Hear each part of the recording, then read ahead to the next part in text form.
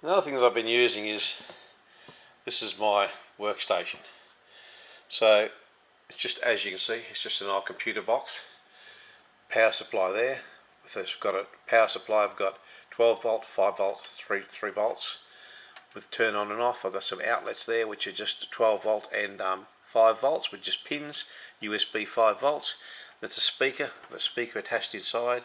My soldering station's in there, which is desoldering, etc. On the other side I've got a power board in the back here. I've got a little drill.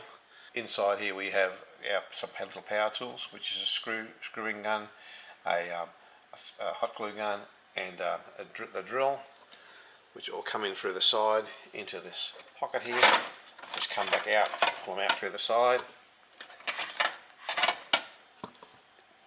A few other tools, a little extraction fan, multimeter, magnifying glasses, a bit of putty to hold it in position, hold stuff in position when you're working on it, and all this, and the light of course, and all this folds up and goes inside the cover.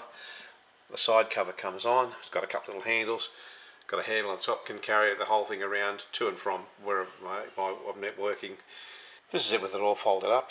Unfortunately, I had to use the light because I don't have much light, but if this light folds down, turns off, very dark now, and also fits inside the unit.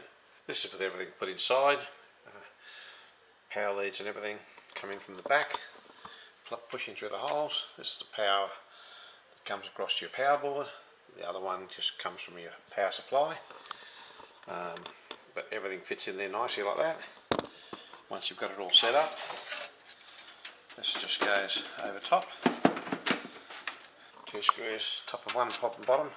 Hold it and pick him up by the handle, and we're ready to go.